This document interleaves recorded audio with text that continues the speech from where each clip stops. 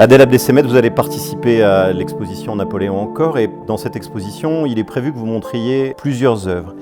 Est-ce que vous pouvez nous dire comment vous avez choisi chacune de ces œuvres?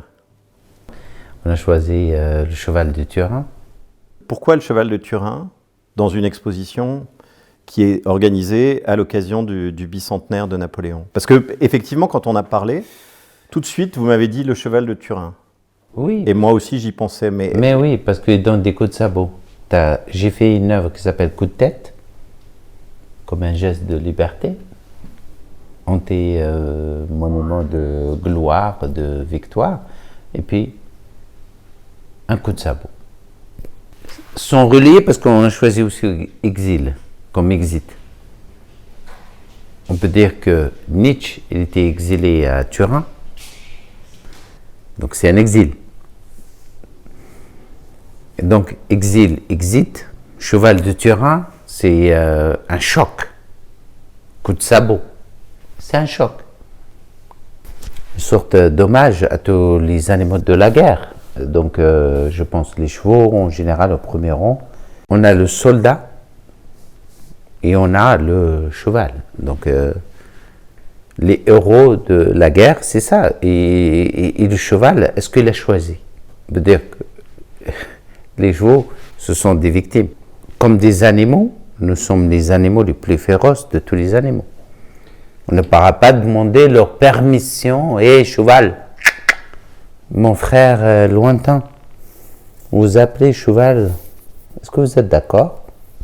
Non. On est très violents. On est vraiment les plus violents et les plus féroces de tous les animaux. Peut-être mon choix de cheval de Turin, peut-être, je ne sais pas comment je peux l'exprimer, oui, coup de sabot. Ce qui est étrange pour moi, c'est qu'en fait, je me rends compte que moi, j'avais plutôt pensé à ce cheval en identifiant le cheval qui donne un coup de sabot à Napoléon. Que c'était comme une espèce de figure de Napoléon dans le monde animal, c'est-à-dire cette espèce de ruade qui dit « je ne suis pas d'accord ». Oui, mais tu sais, toi comme moi, Napoléon, c'est légende, n'est-ce pas? On peut dire erreur. Je pense que Napoléon, il a commis plusieurs erreurs. Peut-être des erreurs historiques. Peut-être c'est là on peut dire, allez, Napoléon, mon frère lointain, tout petit, tout jeune. Ah. On peut la pardonner, l'erreur, n'est-ce pas? Pour cette œuvre-là, c'est l'animal qui prend le dessus. C'est pas dans le sens George Orwell, là. Je veux pas rentrer dans cette forme belle, littéraire, bien écrite, dans le sens de George Orwell, donc les animaux de la ferme. C'était pas ça, encore. Les historiens me rattrapent, mais comme mon imaginaire à moi, c'est comme élastique et libre. Donc, ça dépend de quel point de vue, comment on peut tourner ça, comme un mythe, comme une légende, comme une construction. Ça dépend. Ça se discute, tout ça. C'est question de dosage et de précision. La question, pour moi, à quel moment tu veux la positionner et dans quel contexte? Et là, on peut en parler. Mais comme une forme littéraire, comme une forme historique, comme une forme imaginaire, je ne sais pas. L'épisode qui a donné naissance à cette sculpture au départ, il a lieu à Turin, effectivement. C'est ce moment où le philosophe Friedrich Nietzsche, qui a écrit sur le surhomme, voit ce que l'homme fait à un animal et sombre dans la folie. Si on parle de surhomme, est-ce qu'il y a un plus grand surhomme que Napoléon? Et est-ce que Napoléon fait tomber dans la folie? un tel empereur, un tel homme de l'imaginaire, un tel stratège, mais il a commis une immense erreur. Donc, comment, comme disait Stanley Kubrick, donc comment il a commis une telle erreur? L'erreur est humaine, n'est-ce pas? Nietzsche survole, pas choucroute, pas bière, la lourdeur. Nietzsche, c'est comme un survol, comme légèreté, comme... Or, que Napoléon, c'est... Quand il jouait aux échecs, il gagnait que Madame Bertrand. Tu sais ça. Ses coups, ils étaient faibles, très très faibles. On les connaît aujourd'hui. Mais ce que j'admire en cet homme, c'est ses songes, ses rêves, ses désirs, ses attaques. Ça, c'est, on peut dire, le sérum est là. C'est ses dépassements, c'est sa fantaisie, c'est son énergie hors du commun. C'est dans ce sens-là, oui. Ça, je l'admire. Quand ses soldats dormaient, lui préparait ses plans de bataille. Ça, oui. Ça me plaît beaucoup, beaucoup, beaucoup. Et c'est pour ça que vous avez fait le dessin avec les pyramides? Oui, parce que paraît-il qu'il souhaitait ou il rêvait de déplacer les pyramides à Paris. C'est comme un rêve. Alors, déplacer les pyramides, ça veut dire déplacer les pyramides à Paris. Au-delà des pharaons, au-delà de tous les rêves. C'est un rêve complètement fou. Fou. Et ça me plaît. C'est comme Mozart. Il faut avoir de l'orgueil pour gouverner. Donc il faut avoir de l'orgueil pour faire un opéra, pour faire un chef-d'œuvre, pour faire une œuvre. Donc il faut avoir le kilo. Et c'est ça Napoléon. Et donc pour vous, c'est un artiste, Napoléon? C'est pas un artiste, mais il avait des songes. Il avait des songes et ça, des songes fous. Comment il rêvait déjà? Rien de rêver d'aller en Égypte et même de déplacer les pyramides, de les ramener à Paris. C'est immense, c'est très grand. Ça, c'est Napoléon.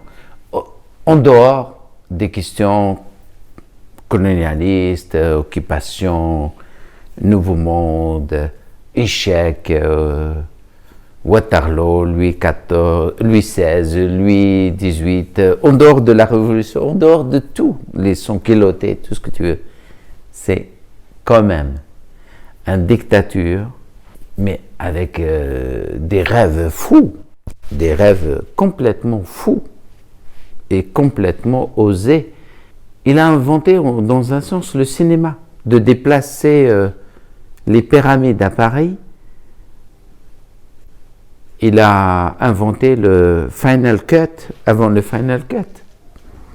C'est le maître absolu de Final Cut. Je pense le cinéma, avant Griffith, avant tout le monde. Et il a déplacé. C'est l'histoire peut-être du cinéma. Et tout ça, comme résultat, ça donne l'exil.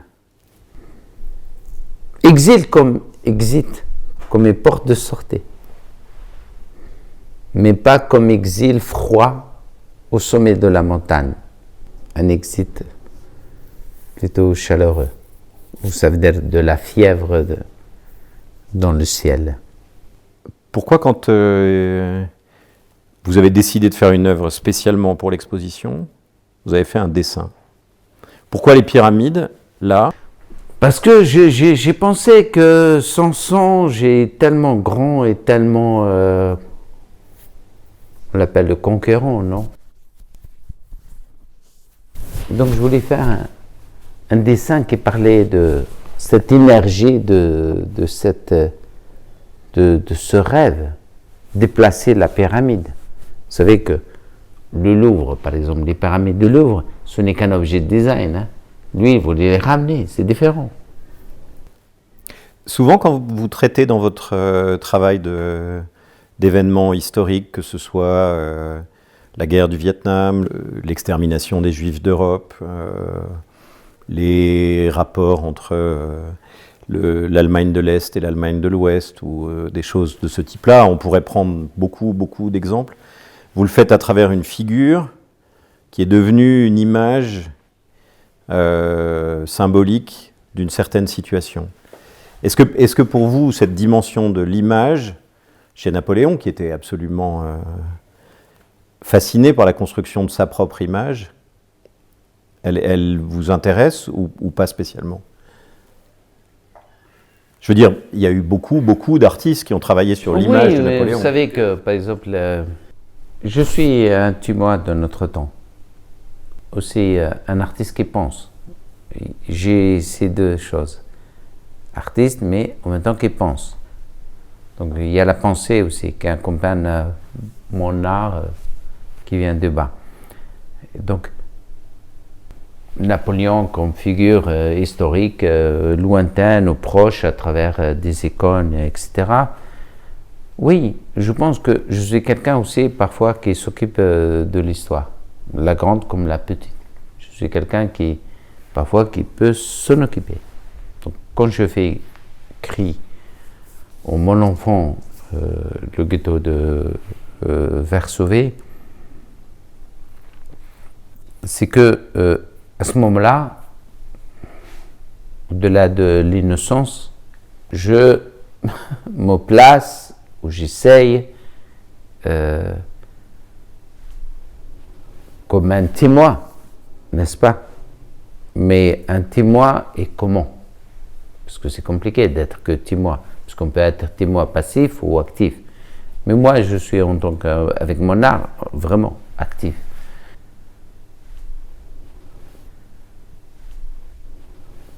Donc, un témoin où ça touche ma chair, parce que je refuse la mort.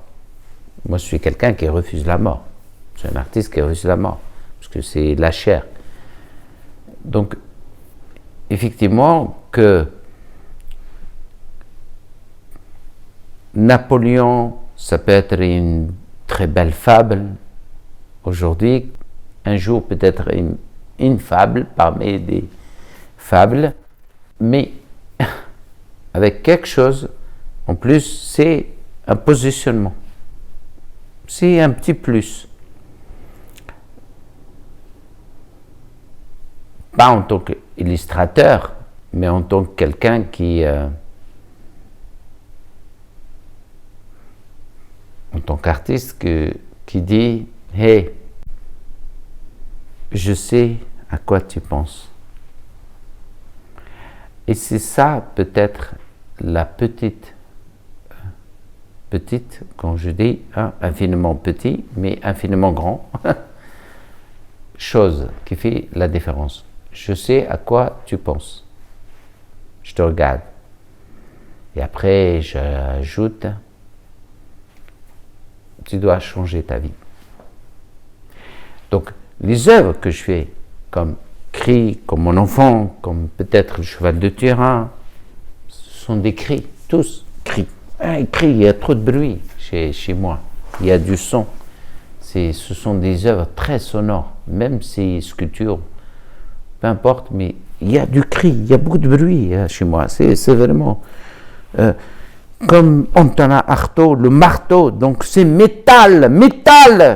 Et donc métal, donc métal. Et c'est ça. Donc c'est un cri. Donc c'est de métal. C'est un cri, cher ami. Donc voilà.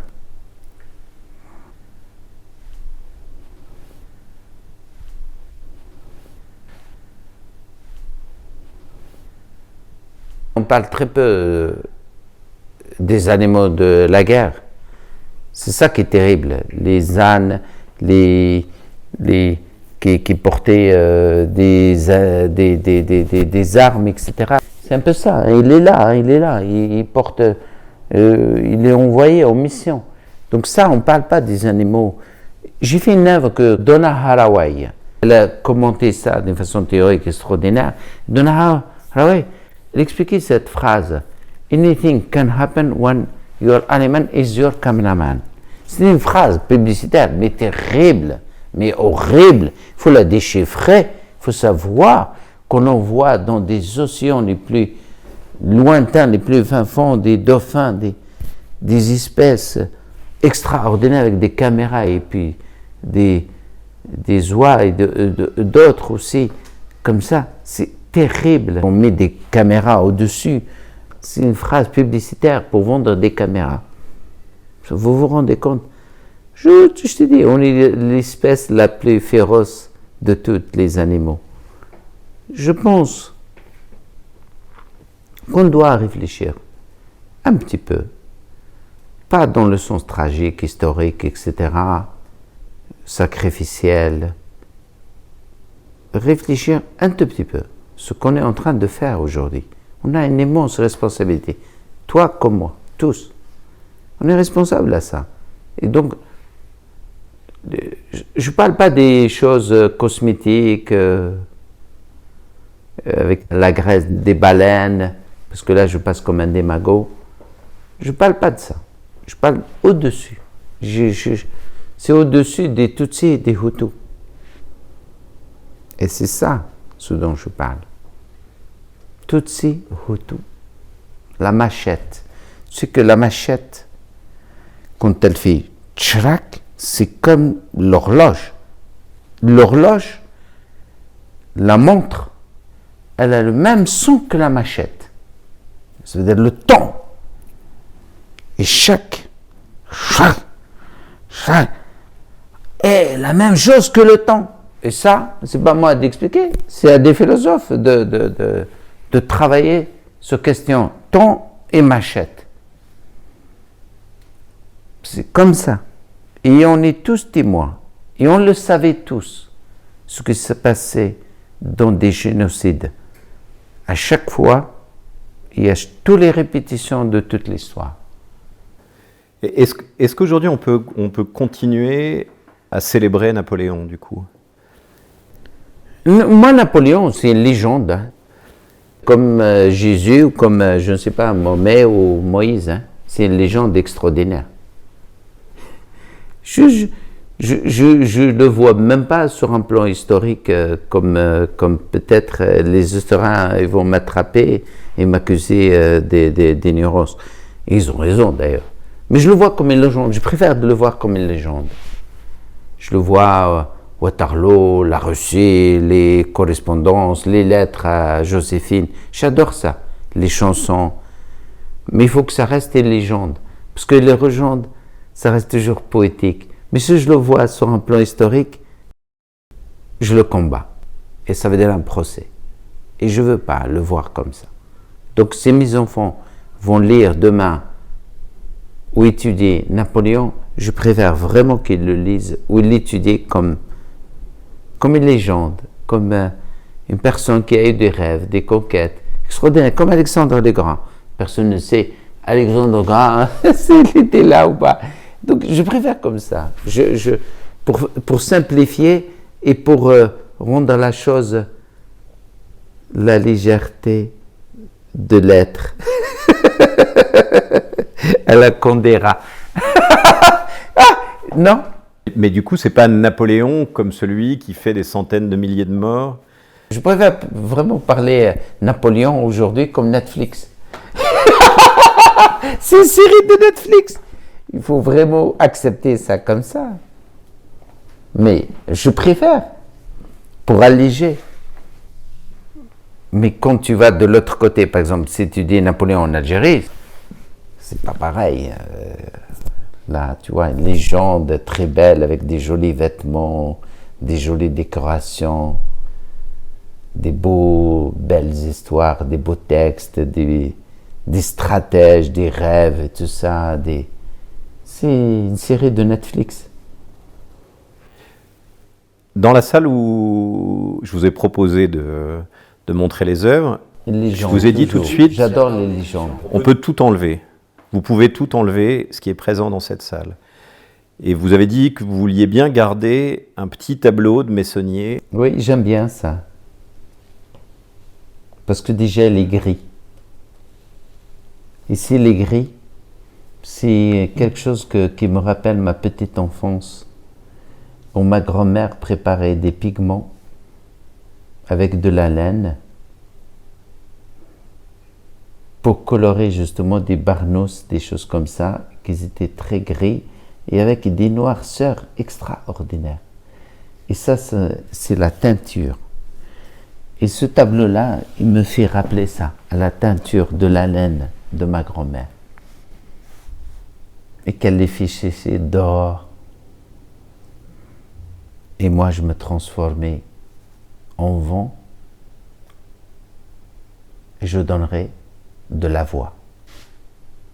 Donc c'est moi, cette laine, qui donnerait de la voix. C'est ma grand-mère. Oreda. Tu connais Oreda?